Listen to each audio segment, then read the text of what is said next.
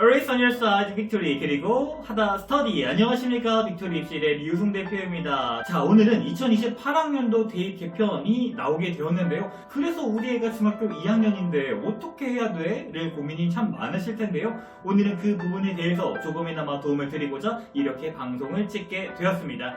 그럼 주요 부분부터 차근차근 하나씩 알아보도록 하겠습니다. 그럼 구독, 좋아요, 그리고 출발해보도록 하겠습니다. 2028학년도 수능 개편안이 변경이 되었습니다. 국어도 그렇고 수학도 그렇고 영어는 뭐 절대평가라 그렇다 치더라도 탐구도 엄청 큰 변화가 있는데 어떤 것들이 있는지 차근차근 한번 알아보도록 하겠습니다. 우선 국어 같은 경우 이제 과거에는 화법과 작문 뭐 그리고 언어와 매체 이런 것들 선택할 수 있었는데 이제 바뀌었다고 하죠. 네네. 기존에는 어머니들 아시다시피 이제 공통과 선택으로 나눠져 있었죠. 그래서 공통에는 독서와 문학을 하고 선택에 화법과 작문과 언어와 매체 중에서 선택할 수가 있어서 오히려 문법에 좀 강하거나 문법에 자신이 있거나 점수를 내고 싶은 친구들은 이제 문법을 선택해서 했고요. 화법과 작문은 문법이 좀 부담스럽다거나 아니면 이제 화법이나 작문은 조금 더 유리하다 느끼는 친구들은 선택을 할 수가 있었는데 이제 이 선택 과목만의 유불리의 문제 때문에 통합형 수능으로 변경이 되었습니다. 그래서 중학교 2학년부터는 선택 없이 문법, 화작을 다 해야 되는 상황이 이제 만들어졌어요.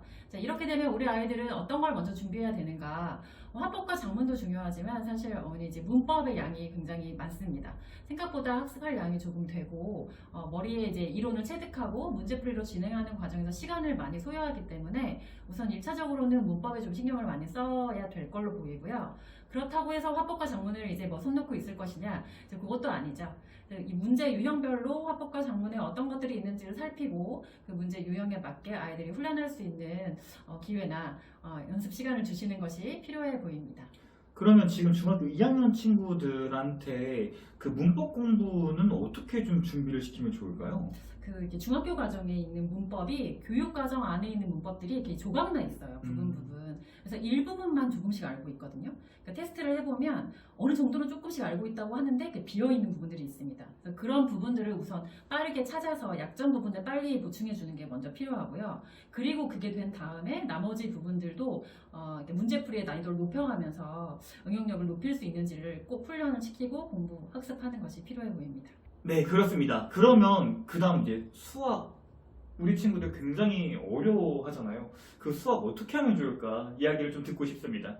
예, 수학 같은 경우는 이제 아까도 국어에서도 선택 과목에 대한 유불리 문제가 있는데 수학은 정말 심하거든요. 미적분 선택자가 확실히 유리한 점이 있었고 기하 같은 경우는 선택자가 거의 없기 때문에 이과든 대부분 다 미적분 한다 이렇게 생각하시면 될 것 같아요. 그래서 어떻게 변했느냐? 예전에 문과 교육 과정이 공통 과목을 간다고 보시면 될 것 같습니다. 쉽게 말씀드리면 확률과 통계가 지금 현재는 선택 과목으로 되어 있지만 이 부분이 공통 부분 들어갔다라는 게 가장 핵심이 된 내용이라고 보시면 될 것 같습니다.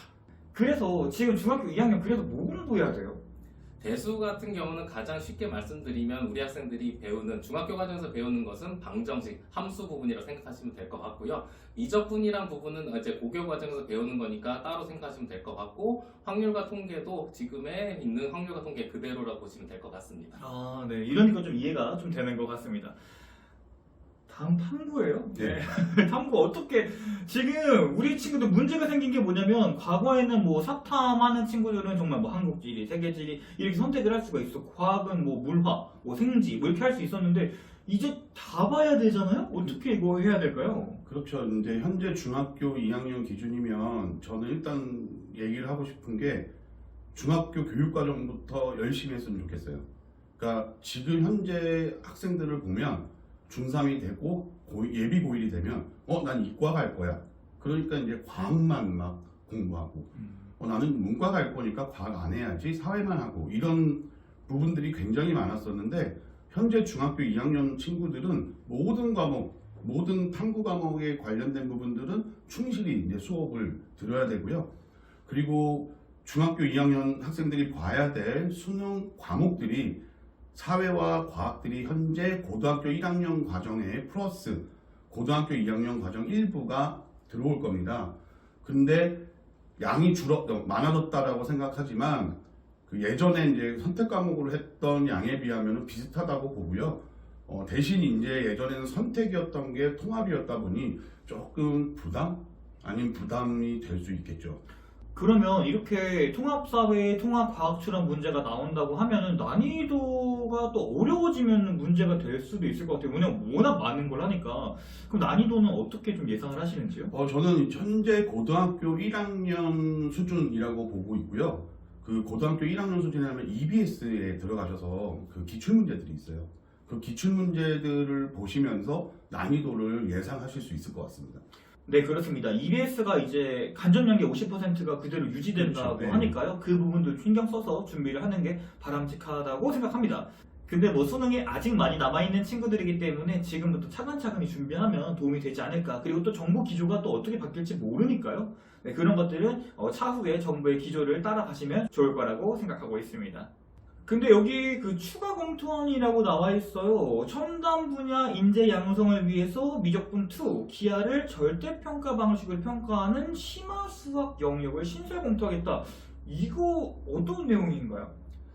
이 문제가 아직 정확히 정해진 건 아니겠지만 우리 학생들도 그렇고 학부모님들도 그렇고요. 지금 현재 이과 부분에서 초상위권들은 다들 의대 아니면 의대나 치대 이런 식으로 위치한 약수 다 준비를 하는데 이 부분에 대한 문제라고 저는 생각합니다.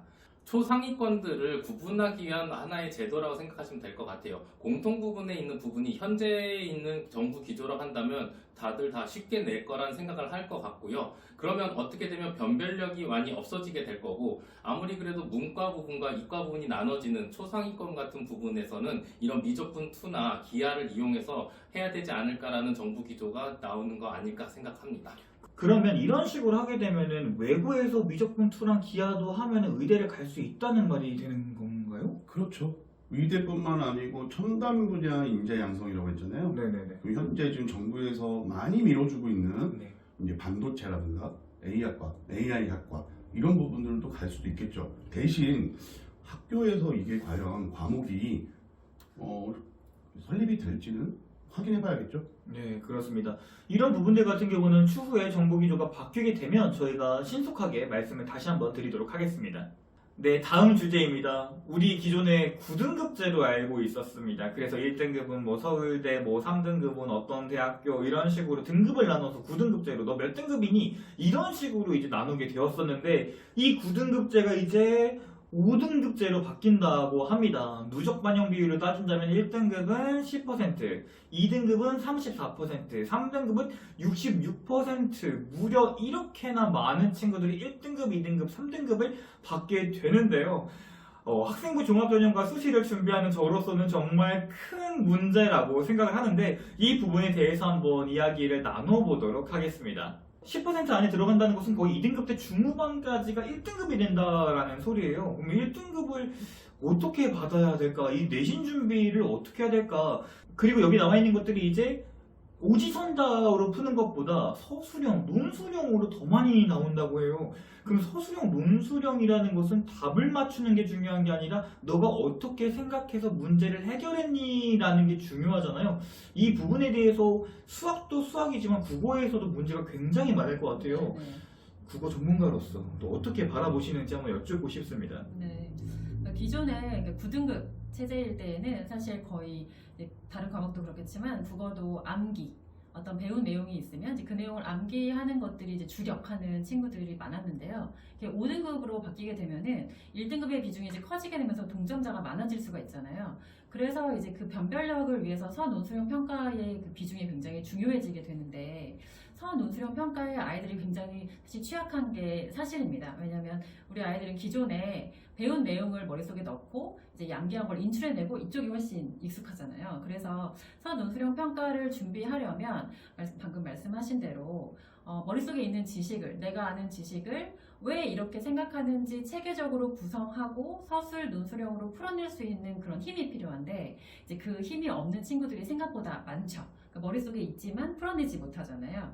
그래서 이런 것들을 이제 대비하기 위해서는 교과서는 이제 기본이고 문학이나 비문학, 뭐 사설 같은 류의 글을 좀 읽어내면서 문단별로 어떤 게 핵심이고 어떻게 이 사람이 생각을 풀어내는가 그 구조를 좀 파악하는 연습도 해보고 내 생각을 머릿속에 있는 것을 어떻게 전개시킬 것인가 그 훈련, 글쓰기 훈련도 굉장히 필요한 것으로 보입니다.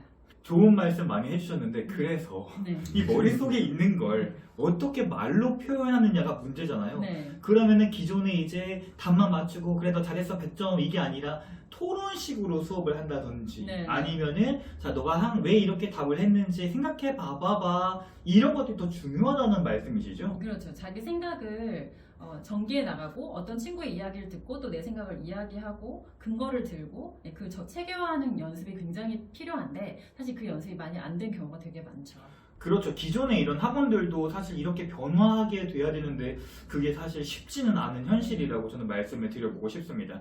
근데 저는 이제 학교 입장에서 한번 이야기를 해보고 싶어요. 왜냐면은 사실 이 서논술이라는 그 명확한 넌 100점이고 넌 98점이야 이렇게 근거를 나눈 기준이 국어적인 부분에서 굉장히 애매하다라고 생각이 들고 있습니다. 그래서 이런 답이 들어가 있을 땐 넌 100점이야 이런 답이 안 들어가 있으면 넌 98점이야 이렇게 이야기를 하는 것 자체가 학교 측에서도 사실 쉽지 않은 부분이라고 생각하고 있고요. 저는 지금부터 담임 선생님들이 얼마나 힘들지가 걱정되는 부분이기는 합니다.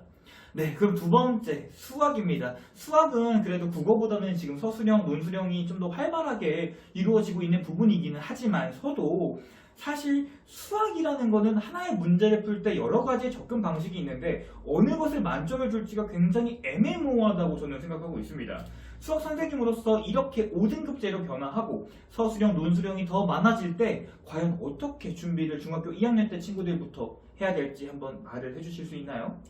예, 우선 말씀드리고 싶은 것은요. 지금 현재 수학 과정들이 다들 이제 학생들이 많이 하는 게 일명 양치기를 많이 합니다.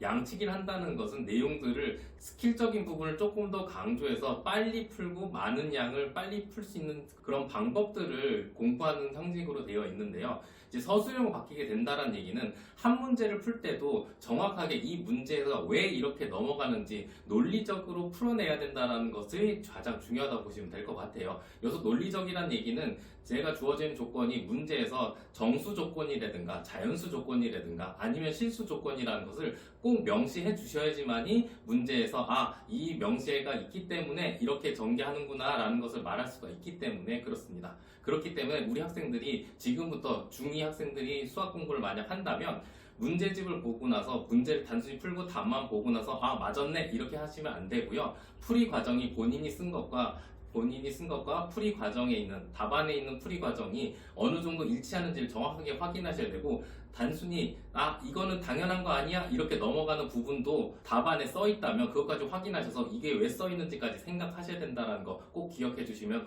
좋겠습니다.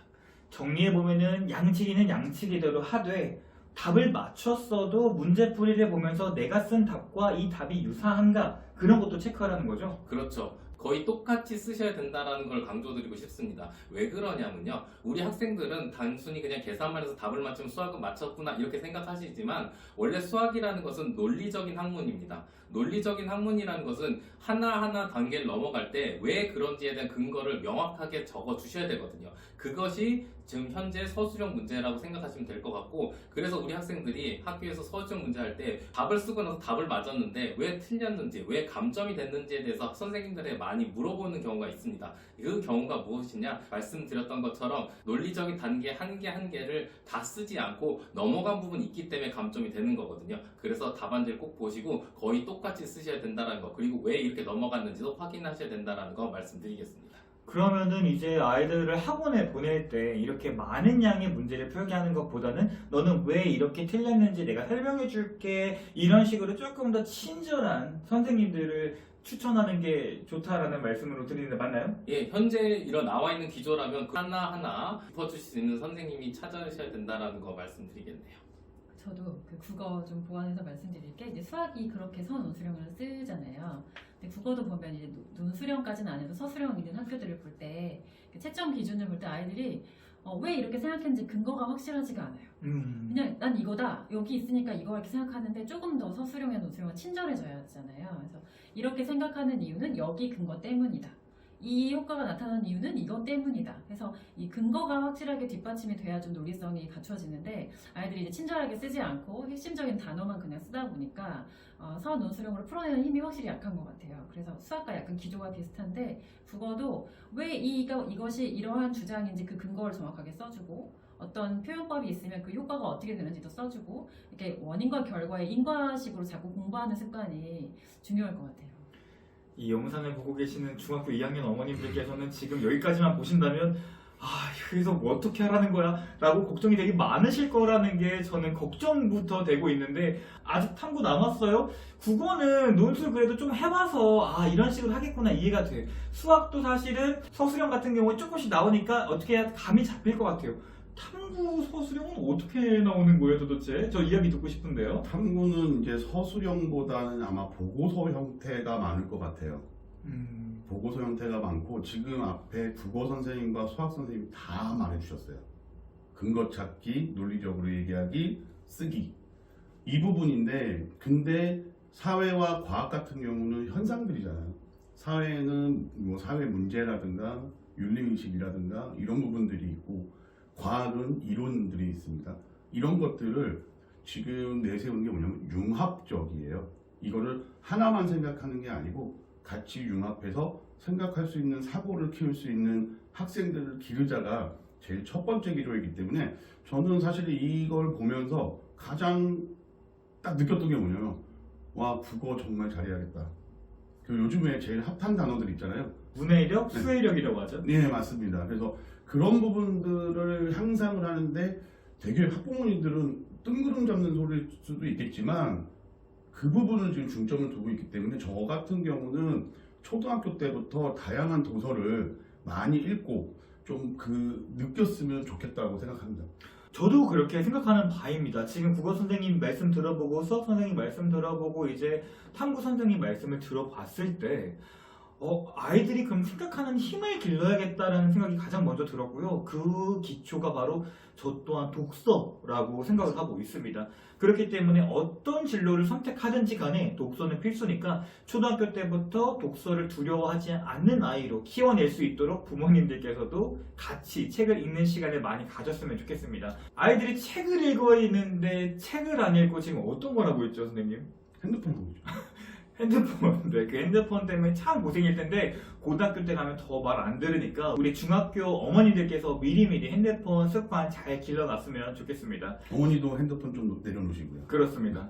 세 번째 주제입니다. 교사의 평가 역량을 강화하겠다. 어떻게 보면은 교권의 강화처럼 들리는 부분들도 맞는데요. 사실은 저는 그것보다는 선생님들이 얼마나 힘들어 할까라는 게 벌써부터 걱정입니다. 이 부분들 같은 경우는 사실 두 번째 이야기했었던 5등급제와 크게 다르지는 않는데요. 이제 1등급의 범위가 늘어나져 있고 그렇다면은 서울대, 연세대, 고려대, 흔히 서성한이라고 불리는 이런 것들, 그리고 의치한약수도 마찬가지고요.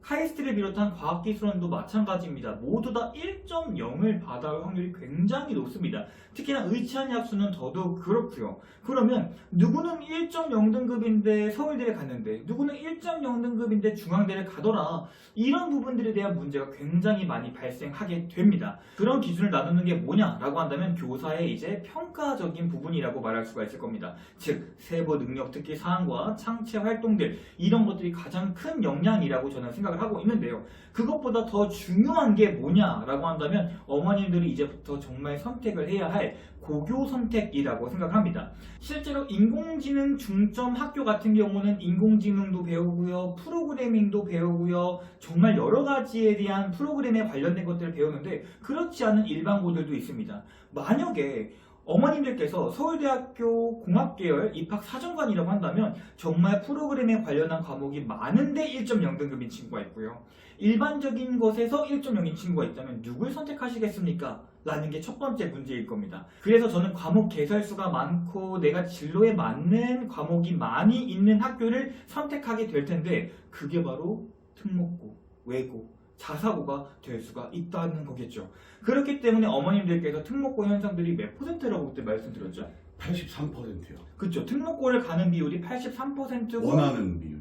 그렇죠. 네. 그러면 거기 중에서도 의치한약수를 가는 비율이 거의 원하는 비율이 53% 정도 됐습니다. 그렇죠. 그런 식으로 되기 때문에 첫 번째로 어머님들께서 체크해야 될 부분들이 고교 선택을 어떻게 하느냐에 대한 부분들입니다. 물론 누구나 다 과고를 가고 싶고 외고를 가고 싶고 특목고 자사고를 가고 싶지만 그렇지 않은 일반고를 선택할 수밖에 없는 어머님들도 계실 겁니다. 그럼 그런 어머님들은 그 다음에 뭘 체크해 봐야 되냐? 공동교육 과정 그리고 학교에서 생기부를 잘 만들 수 있느냐 없느냐를 평가하는 게 가장 중심이라고 생각됩니다. 그렇기 때문에 중학교 2학년 친구들은 중학교 3학년, 고등학교 1학년 친구들, 즉 선배들, 바로 위 선배들이 대학교를 어떻게 갔는지를 먼저 파악해 보시는 게 중요할 겁니다. 대학교를 잘 갔다라는 것은 공동교육 과정이 있고 없고의 차이, 그리고 선생님이 대학교를 보낼 수 있는 필력이 있는지 없는지, 평가가 있는지 없는지를 확인해 줄 수 있을 테니까요. 그 다음에 중요한 부분들이 생활기록부를 어떻게 꾸밀 것이냐 적인 부분들인데요. 현재 제가 이제 컨설팅을 하다 보면은 고등학교 1학년 친구들은 어떻게든 중학교 때 공부를 좀 해서 성적이 나오는 경우들을 많이 봤어요. 근데 고등학교 2학년, 고등학교 3학년 올라갈수록 생활기록부 관리도 해야 되고요. 수능도 공부해야 되고요. 그런 부분들 때문에 정말 많은 친구들이 성적이 하락되고 있습니다. 그렇기 때문에 학업 역량평가에서 학업 성취도의 두 번째 평가 요소인 성적은 오르고 있는가를 가장 중점적으로 바라보고 있는 거기도 하고요. 그래서 지금 중학교 2학년 친구들이 고등학교 1학년, 고등학교 2학년, 고등학교 3학년 올라가기 전에 반드시 이수해야 될 것들이 미리 내가 진로를 위해 노력할 수 있는 보고서들이 있을 거예요. 그런 보고서들을 저는 미리 만들어 봐야 된다라고 생각을 합니다. 왜냐면 고등학교 올라가게 되면 생각보다 수행평가 하느라고 정말 시간을 많이 잡아먹습니다. 선생님들도 다 아시겠지만 수업하려고 하면은 나 수행평가하러 가야 돼요. 이런 친구들도 굉장히 많이 보잖아요. 그렇기 때문에 저는 이런 수행평가를 미리 한번 해봤으면 좋겠다는 게 제 생각이기도 합니다. 그러니까 우리 중학교 2학년 친구들이 고등학교 1학년 올라가기 전에 내가 갈 고등학교에 이런 선행학습 평가표라는 게 있어요. 그런 걸 보시면은 수행평가가 어떤 것들이 있었는지 이런 것들 다 한번 확인해 볼 수 있거든요. 어차피 작년과 재작년 것들 다 올라가 있으니까 그런 것들 한 번씩 확인해 보고 국어 선생님한테 선생님 문학에서 이런 거 수행평가 나오는데 어떻게 해야 돼요? 라고 하면은 도와주시겠죠. 네, 그렇죠? 하고 있습니다. 네. 그리고 수학도 마찬가지죠. 선생님 수학과 실생활에 관련된 거 해오래요. 어떻게 하면 좋을까요? 사탐은 더 심하죠. 그런 부분들이 있기 때문에 우리 친구들이 중학교 2학년 친구들 같은 경우는 지금 미리 한번 수행평가를 중학교 때부터 준비를 한번 해보자. 물론 거기 고등학교 올라가서 쓸지 말지는 모르겠지만 한번 준비해보자는 게 제가 하고 싶었던 말들이었습니다. 자, 이렇게 해서 우리가 큰 틀로 9등급제가 5등급제로 바뀌는 수시 그리고 수능에 통합적으로 변화하게 된 것들 이런 것들을 한번 알아보게 되었는데 자, 그래서 우리 중학교 2학년 학생을 둔 학부모님들께서 어떤 식으로 준비를 해야 될까 마지막으로 정리를 한번 해보는 시간을 가져보겠습니다. 우선 국어 어떻게 하면 좋을까요? 네, 저는 전에 이제 이런 질문을 받게 되면은 어떻게 공부를 하면 되냐 많이 질문해 주실 때마다 이전에 이렇게 논술학원을 다니면서 혹은 집에서 책을 읽으면서 준비하는 친구들이 꽤 있었는데 이전에 9등급 체제 혹은 지금 바뀌기 전의 체제에서는 사실 암기가 주된 핵심 키워드가 되다 보니까 이론학습이 하도 할 게 많아서 그것도 같이 선행을 하면서 좀 많이 준비를 해줘야 된다. 즉 고등 선행을 많이 말씀을 드렸었어요. 근데 이제 이렇게 바뀐 체제에서 어머니 잘 살펴보시면 고등 선행은 선생님들 사실 문법 같은 걸 해줘야 되는 게 우선 조금 시급하고요. 저는 항상 강조드리는 게 사실 문법이거든요. 그러니까 아이들이 문학이나 독서는 꾸준하게 읽고 문제 풀고 학교에서 하지만 문법이 가장 고등학교와 차이가 크기 때문에 또 양이 많고 그래서 기존에 하던 방식에 문법에 조금 더 신경을 쓰셔야 된다. 이 부분이고 또 하나는 서논술형 평가가 도입이 된다는 점이 좀 차이점이기 때문에 읽고 자기 생각을 정리하고 근거를 기술할 수 있고 어떤 부분이 핵심인지를 찾아내는 그런 훈련 그러니까 꼭 집에서 책을 읽더라도 메모를 해본다든지 적어본다든지 이제 서툴러도 연습하는 그런 훈련 그래서 그 두 가지를 유념해서 국어 공부를 좀 준비하면 어떨까 싶습니다. 네, 그렇습니다. 그럼 수학은 어떻게 좀 선행학습을 하면 좋을까요? 우선 수학 같은 경우는 중학교 2학년 학생들 같은 경우 이제 1학기 때 했던 대수 부분을 열심히 먼저 하시면서 방금 말씀드렸던 서술형 부분에 대해서 중학교 과정부터 하나하나 쓰는 걸 연습하시는 걸 말씀드리겠고요. 그리고 나서 선행 같은 경우는 수학 같은 경우는 확실히 선행이 돼 있느냐 안 돼 있느냐에 따라서 고교 생활하기가 되게 수월할 수 있고 없고가 결정되어 있기 때문에 제가 말씀드리고 싶은 부분은 중2 학생들 같은 경우는 고1 과정까지는 할 수 있게끔 역량을 키우시는 게 좋을 것 같고요. 중3 때 되게 되면 최소 공통 과목까지는 할 수 있으면 조금 더 고교 생활할 때 편하지 않을까 생각합니다. 저는 영어를 먼저 말씀을 드리면 사실 영어에서의 수어 논술 평가 같은 경우는 이런 문장에 대한 본인의 근거를 쓰시오라는 부분들이 될 것 같아요.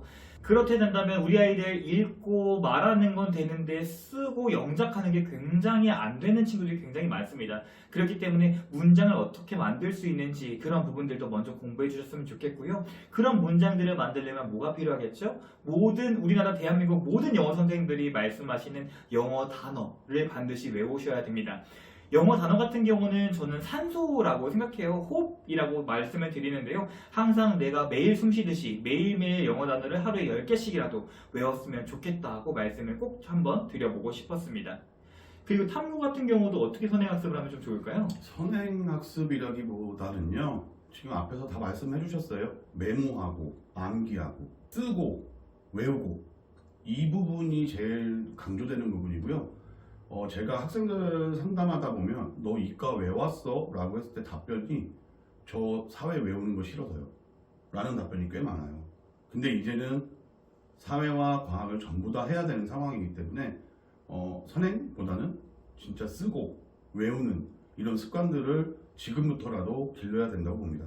그리고 이제 중학교 2학년 어머님들께 제가 개인적으로 부탁드리고 싶은 부분들이 있습니다.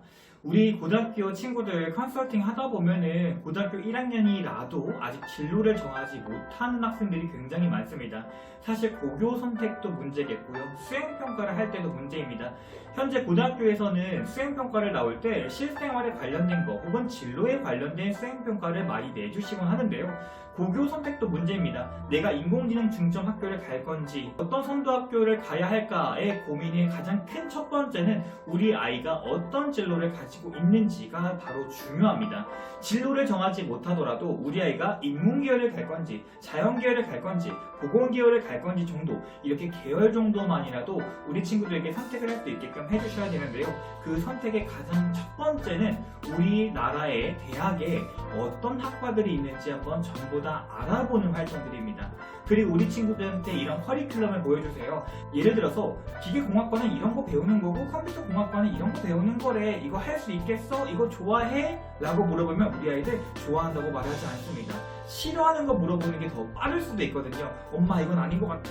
엄마 나는 컴퓨터는 좀 그래. 이런 것들이 나올 수 있으니까 우리 어머님들한테 가장 부탁드리고 싶은 거, 대입 컨설턴트가 고입을 준비하는 어머님들한테 가장 부탁드리고 싶은 건 계열이라도 진로를 빨리 정해서 고교 선택을 하고 그것에 맞는 수행평가를 미리 한번 해보자 라는 게 저는 가장 간곡히 부탁드리는 바입니다. 이 점 꼭 명심하시길 바라겠습니다. 우리 4명의 컨설턴트와 함께 우리 학부모님들께서 모두의 공통적인 부분들은 우리 아이가 잘 되는 거겠죠. 항상 우리 아이가 잘 되는 마음으로 방송을 찍도록 하겠습니다. 지금까지 빅토리 입시랩의 이유승 대표와 하다 스터디였습니다. 그리고 새로운 브랜드인 V 하다였습니다. 시청해주신 모든 여러분 진심으로 감사드립니다.